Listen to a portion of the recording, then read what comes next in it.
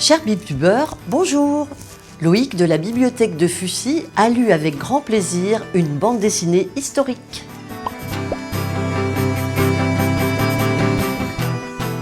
Bonjour à toutes et à tous. Aujourd'hui, j'ai choisi de vous parler des Indes fourbes, une formidable BD, ici présente, je la montre, signée Alain Hérol au scénario, Juanro Guarnido pour l'illustration. Déjà d'une part, comme vous pouvez le voir, c'est un magnifique objet, grand format assez inhabituel pour de la BD. Pour ceux qui aiment la BD, l'idée même de réunir Alain Hérol et Juanro Guarnido à la base du projet, c'était déjà quelque chose de formidable. Donc ils étaient attendus au tournant. Une longue gestation, et au final, le pari est plus que réussi puisqu'il livre un véritable chef-d'œuvre. Pour ce qui est du résumé, on va essayer de ne pas trop en dire parce que sinon ce serait vraiment gâcher la surprise. Comme tout bon roman picaresque qui se respecte, effectivement, le personnage principal est un gueux qui va essayer par divers moyens, plus ou moins légaux, plus ou moins finaux, de transcender tout simplement sa condition.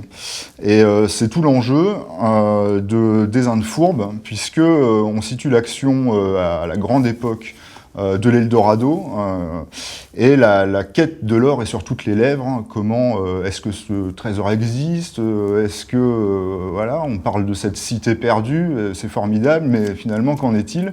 Don Pablos de Ségovie a sa petite idée sur la question, et il va tout faire pour devancer ses concurrents dans cette ruée vers l'or.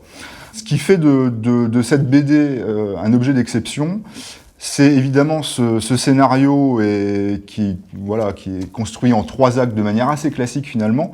C'est évidemment extrêmement bien écrit puisqu'on reprend les codes du roman picaresque et Alain Hérol, qu'on connaissait déjà pour son travail dans De Cap et de Croc, est très à l'aise avec ça et il le fait magnifiquement bien. Si on ajoute les dessins de Guarnido, on obtient un chef-d'œuvre, vraiment quelque chose d'éblouissant à travers 150 pages, ce qui pour une BD est pas si fréquent, et surtout de ce format-là, grande planche, donc tout le talent de Guarnido peut s'exprimer à travers des illustrations splendides, notamment une en pleine page centrale sur 2 pages, donc quelque chose de merveilleux.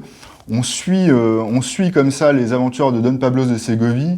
Il se trouve que là, il y a une lisibilité à chaque instant, c'est extrêmement clair, on voit ce qui se passe, on en prend plein les yeux, c'est vraiment jouissif en fait, le mot c'est ça, jouissif. Quand vous lisez les Indes fourbes, vous vous régalez, comme quand vous lisez des pages d'un Rabelais ou que sais-je. Évidemment, vous l'aurez compris, je suis un fan inconditionnel de cette BD. C'est les éditions Delcourt qui publient ça. Ils leur laissent tout le talent pour s'exprimer dans un format magnifique. Et franchement, voilà, vous pouvez pas vous en passer. Vraiment.